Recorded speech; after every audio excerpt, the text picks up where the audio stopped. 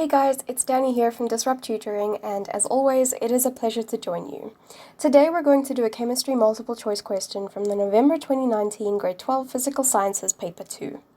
The question asks, which one of the half reactions will be predominant at the positive electrode during the electrolysis of concentrated aqueous copper chloride?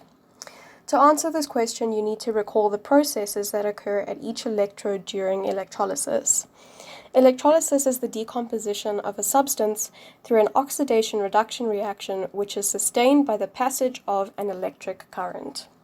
In the solution, the positive ions will be attracted to the negative electrode, where they will accept electrons and become neutralized. The negative ions will be attracted to the positive electrode, where they will lose electrons and also become neutralized. These two half reactions are the reduction and oxidation reactions, respectively.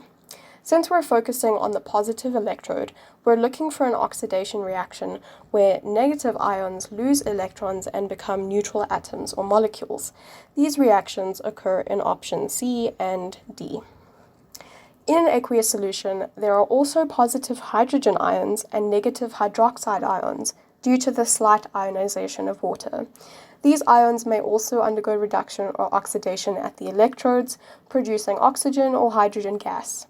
The predominant reaction depends on the relative strength with which the ions attract electrons. At the positive electrode, the negative ion or the hydroxide ion will lose electrons. If the negative ion is a halogen, it will always discharge more readily than the hydroxide ions, and this reaction will predominate.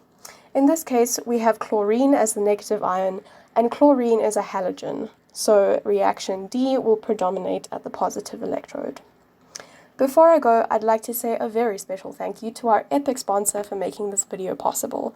Read all about them in the description below. Be sure to visit our website for more of these epic tutorial videos. If you can't find the answer to your question, you can send us the question and we'll respond with a personalized video just for you. Until next time, stay epic.